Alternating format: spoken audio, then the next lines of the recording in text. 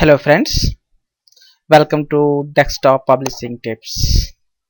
तो दोस्तों, जैसा कि आप लोग जानते हैं कि मैं इस पर ग्राफिक डिजाइनिंग टिप्स के बारे में आप लोगों को नई नई टिप्स जो जनरली आप लोग जो जब जब इंस्टीट्यूट में काम करते हैं तो आप लोगों को नहीं दी जाती हैं। आप लोग उन्हें जब रियल लाइफ या जो प्रोजेक्ट्स होते हैं आप उन पर काम करते हैं तब जो चीज़ें आपकी समझ में आती हैं, तो मैं आपको वो सभी जानकारियाँ उपलब्ध करवा रहा हूँ अपने इस चैनल के माध्यम से।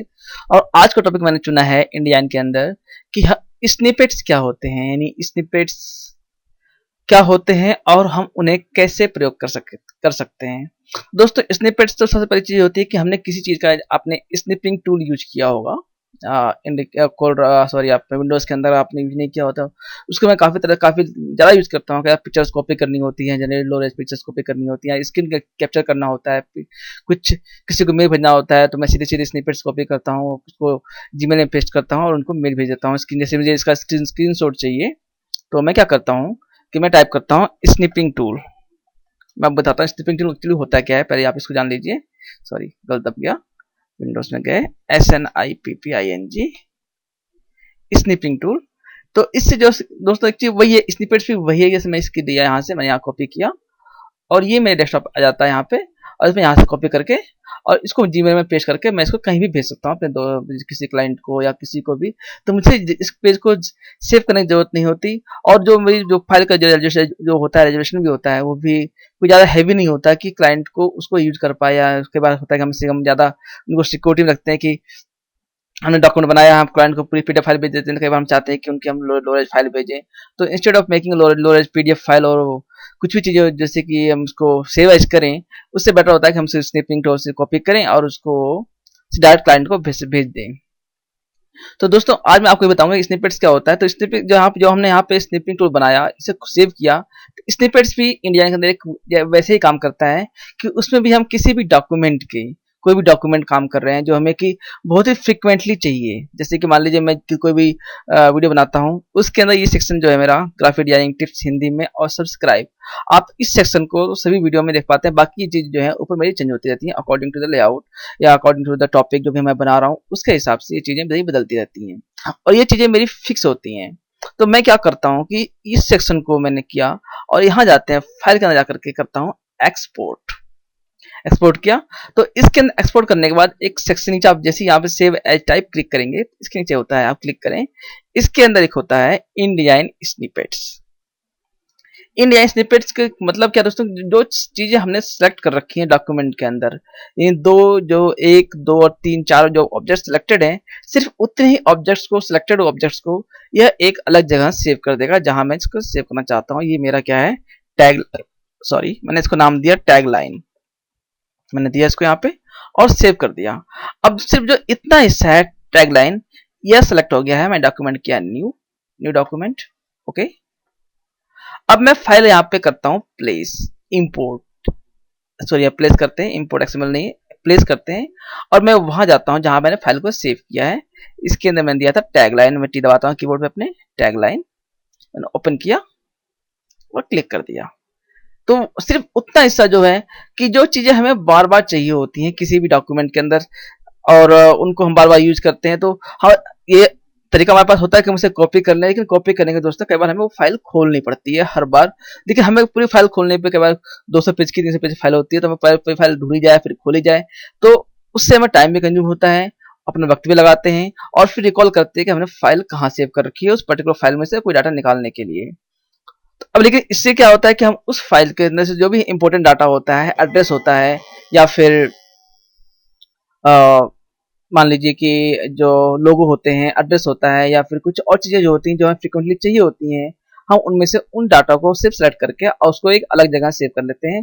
सो दैट कि दोबारा जब भी हमें जरूरत हो हम सिर्फ वही फाइल इंपोर्ट करेंगे, प्लेस करेंगे और उसको वहाँ पे वो चीज़ यहाँ इंपोर्ट हो जाएगी। तो जैसे कि आपने देखा कि मैंने यहाँ पे जो मेरा डाटा था, जो मैं बार बार यूज करता रहता हूँ, इसके अंदर से जो डाटा निकलता है और इसको मैंने यहाँ पे प्लेस किया। लेकिन दोस्तों सिर्फ इसका काम इतना ही नहीं है कि हमने इसको प्लेस किया और इसको यहाँ पे क्लिक किया और यहाँ इंपोर्ट हो गया।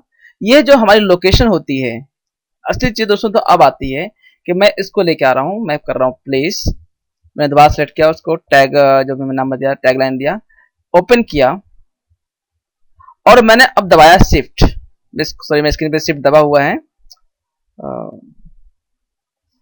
मैंने स्क्रीन पे शिफ्ट दबाया और दबाने के साथ ही मैंने यहाँ पे माउस क्लिक किया, तो ये डाटा जो है, सॉरी हम इसको दोबारा लेके आते हैं। हम यहाँ पे क्या करते हैं, प्लेस किया मैंने और मैंने यहाँ किया टैब, दोबारा सेट करता हूँ और इंस्टेड ऑफ शिफ्ट मैं दबाऊंगा ऑल्ट। ऑल्ट जैसे ही मैं प्रेस करूंगा और इसको कहीं भी क्लिक कर दूं, डॉक्यूमेंट के जो भी आपका पेस्ट बोर्ड एरिया दिख रहा है कहीं भी क्लिक कर दूं, मैं क्लिक करता हूं, तो यह जिसकी लोकेशन है जहां से हमने इसको कॉपी करके सेव किया है वो लोकेशन है, ये हमेशा याद रखता है।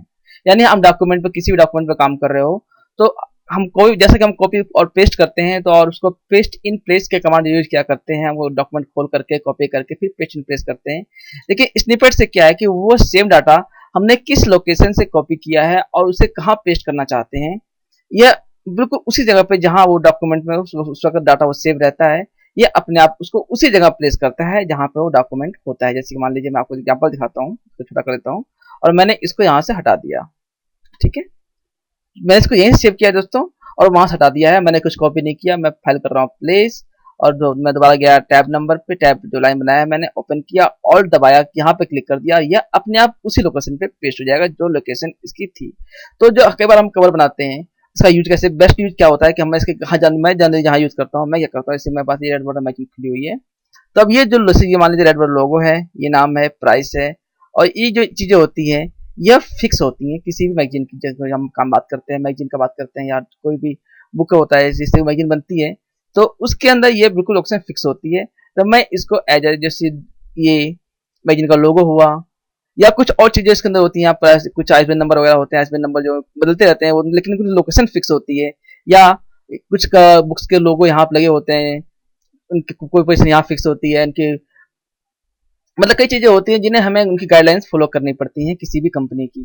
तो मैं उन कंपनियों के अलग अलग नाम से, उनके जो गाइडलाइंस के होते हैं, लोगो की पोजीशन होती है, विथ हाइट होती है, कितनी गैप्स कितना होना चाहिए, वो चीजें मैं एज आइडिया जो स्निपेट है एज उसके माध्यम से सेव कर लेता हूँ। और जब भी मुझे दोबारा चाहिए होती है तो उन स्निपेट्स को मैं दोबारा रिकॉल कर लेता हूँ। जैसे मैं इसको क्या कर रहा हूँ, फाइल सेव एज कर लेते हैं, इसको एक्सपोर्ट करते हैं एज ए स्निपेट, ये हो गया मेरा India snippet, red border magazine,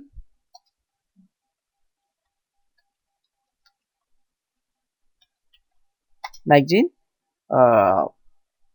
title, इसको मैंने सेव कर दिया डेस्कटॉप पे। ठीक है दोस्तों, अब मैं दोबारा जब भी इसका कवर बनेगा, न्यू डॉक्यूमेंट खुलेगा या नया कवर ही बनेगा, तो मुझे ये कवर जो पर्टिकुलर कवर है ये खोलने की जरूरत नहीं पड़ेगी और मैं सीधे सीधे उसको जो नया डॉक्यूमेंट खोल करके फाइल न्यू डॉक्यूमेंट खोला और मैं इसको जो साइज हमारा होता है, लेटर साइज की प्रिंट होती है मैगजीन, ओके किया और मैं यहाँ पे डायरेक्टली जो मैंने उसकी लोकेशन है, साइज है, फॉन्ट है, वाट एवर जो भी चीजें मैंने सेव सेट कर रखी हैं वो सब चीजें मेंटेन रहेंगी। बस मैंने इसको यहाँ पे प्लेस करना है, रेड बॉर्डर नाम देख लेते हैं, रेड बॉर्डर मैगजीन, ओपन किया और दबाया और प्लेस कर दिया, तो उसकी लोकेशन आप देख पा रहे हैं कि बिल्कुल ही जहाँ पे चाहिए होता है वो वहीं की वहीं फिक्स होके अपने आप आ जाती है। अब बाकी मेरे पास एरिया है कि मैं उसे यहाँ पे कहाँ पे काम करना चाहता हूँ। और ऐसे ही दोस्तों मैं जब जो लास्ट में एड्रेस बार होता है मैं वो भी सेव कर लेता हूँ कि अलग अलग एड्रेस होते हैं, अलग अलग क्लाइंट्स के अलग अलग एड्रेस होते हैं, लेकिन जब आप एक ही फॉर्मेट में कई चीजें काम करते हैं तो आप इनको इस प्रकार से स्निपेट सेव कर सकते हैं। और ये बहुत ही बेहतरीन तरीका है कि आप लोग स्निपेट अगर का इस्तेमाल सीख जाएंगे तो आपको काफी बेनिफिट होता है। कि मैं इसे काफी यूज करता हूँ, मैं जब यूज करता हूँ मेरे पास लोग अलग अलग क्लाइंट्स के लेआउट आते हैं, तो कौन सी कंपनी का लेआउट है तो मुझे उनका नाम ढूंढना नहीं पड़ता, बल्कि मैंने अलग अलग स्निपेट सेव करते हैं, दोबारा प्लेस करता हूँ, वहाँ पे 4-5 जो भी दिखते हैं, 8-10 जो भी लिस्ट होती है उसमें से मुझे पर्टिकुलर कौन सा स्निपेट चाहिए और मैं यहाँ पे उसको इम्पोर्ट कर लेता हूँ। तो ये था दोस्तों कि आप स्निपेट्स को किस प्रकार से यूज करते हैं, स्निपेट्स क्या होते हैं। इसी के साथ दोस्तों मैं आपको एक चीज और बता देता हूँ, कंटेंट प्लेसर टूल, जिसके बारे में मैंने बताया था। यदि आप इसी डॉक्यूमेंट में काम कर रहे हो और आपके लिए लोकेशन मायने नहीं रखते कि आप उस लोकेशन को क्या करना चाहते हैं, और डॉक्यूमेंट खुला हुआ डॉक्यूमेंट है, आप उसमें से कोई चीज चाहते हैं कि बार बार आपको यूज करना होता है, तो उसके लिए कंटेंट प्लेसर टूल था। इसके बारे में मैं आपको पहले ही बता चुका हूँ, लेकिन यदि आपने मेरा वो टॉपिक मिस कर दिया हो तो वो भी जस्ट लाइक स्निपेट से ही काम करता है, बट लेकिन वो लोकेशन याद नहीं रखता कि उसकी लोकेशन कहाँ पे थी, उससे उससे फर्क नहीं पड़ता। बस वो क्या करता है कि आपको उन चीजों की एक डुप्लीकेट कॉपी बना करके अपनी मेमोरी में रख लेता है, आपको जब भी चाहिए होता है आप उसको वहां से कॉल कर सकते हैं। क्या होता है, आप जब भी अगर नियर 6 में काम कर रहे हैं तो आपके पास नीचे एक नंबर 5 4 नंबर पे 5 नंबर पे एक छोटा सा बॉक्स टाइप का देखते हैं कि आइकन बना हुआ है, आप इस पर क्लिक करें। इस पर क्लिक करने के बाद आप यहाँ से कि एक बॉक्स खुल जाता है अलग से, इसके अंदर कुछ भी लिखा होगा नो कंटेंट सिलेक्टेड। इस बॉक्स का नाम है कंटेंट प्लेसर टूल। तो जैसे कि अभी आप यहाँ देख पा रहे हैं कि आपने यहाँ पे क्लिक किया, जैसे इस पर क्लिक करेंगे आपके सामने स्क्रीन पर एक छोटा सा बॉक्स खुल जाता है जिसमें अभी कोई बिल्कुल ब्लैंक ऑब्जेक्ट होता है। इसे हम बोलते हैं कंटेंट प्लेसर टूल। इसके अंदर दो होते हैं कि एक तो हम इसके अंदर आप यहाँ बॉटम पे देख पा रहे हैं कि दो आइकन बने होते हैं। एक में हम इसमें से कौन कौन से ऑब्जेक्ट इसके अंदर रखना चाहते हैं। जैसे कि मैंने यहाँ रेड बटन पर क्लिक कर दिया, आप देखेंगे जैसे मैंने क्लिक किया एक ऑब्जेक्ट यहाँ पे ऐड हो गया है। दूसरा ये आप फेस जो है, अब मैं इस पर क्लिक करता हूँ तो यहाँ पे देखेंगे दूसरा ऑब्जेक्ट यहाँ पे प्लेस हो गया। तो यानी अभी मैं जितने जितने ऑब्जेक्ट प्लेस करता जाऊंगा तो यानी उनकी एक डुप्लीकेट कॉपी जो है उनकी मेमोरी में यहाँ पे सेव होता जाएगा और मैं इसको जहां भी चाहूंगा वहां पे इन ऑब्जेक्ट्स को प्लेस कर सकूंगा। तो इसीलिए इसे नाम दिया गया है कंटेंट प्लेसर टूल। यानी इसका प्रयोग करके हम इन ऑब्जेक्ट्स को सेव कर सकते हैं कि फ्यूचर में यूज करने के लिए। अब वापस बंद कर देंगे तो यह विंडो गायब हो जाएगी, लेकिन वो जो हमने ऑब्जेक्ट सेव किए हैं वो यहाँ मेंटेन रहते हैं। जैसे मैं यहाँ क्लिक कर रहा हूँ, ये देखिए यहाँ पे ये खुल गए। अब ये अगले पेज पे हम आते हैं। यहाँ पे मैंने एक पेज में पेज इंसर्ट एक पेज ऐड कर दिया, इंसर्ट पेज 1। अब मुझे इस पेज पे वो ऑब्जेक्ट चाहिए, मैं यहाँ पे क्लिक करूंगा और इस पर क्लिक करूंगा कि मुझे इसमें से बाहर निकालना है। मैंने क्लिक किया, यहाँ पे एक क्लिक किया, दूसरा क्लिक किया, अब ये बिल्कुल खाली हो गया और दोनों जो कॉपी थी वो यहाँ बाहर निकल गई। लेकिन क्या हो अगर हम चाहें कि ये जो दोनों ऑब्जेक्ट्स हैं इनकी कॉपी अभी भी यहाँ रिटेन रहे, तो ऐसा भी हम कर सकते हैं। वापस अंडू किया, कंट्रोल जेड। आपने इस पर क्लिक किया बाहर वाले पे, तो आप इस पर कर दीजिए एक पे जो ऑप्शन यहाँ देख पा रहे हैं, दो तीन ऑप्शन कि मुझे उनकी जो कॉपीज हैं इसके अंदर चाहिए और उसके साथ ही साथ हमें वो कॉपी बाहर निकालनी। इस पर क्लिक कर दिया। अब मैं क्लिक करता हूँ, ये देखिए अब ये उसी की कॉपी जो है, एक की कॉपी इसमें चाहे जितने कॉपी कर दूं और वह कॉपी यहाँ मेंटेन रहेगी। हमें अगला चाहिए तो हम अगले पे क्लिक कर देते हैं, दूसरे वाले पे, यानी इसको सॉरी नेक्स्ट दबाते हैं।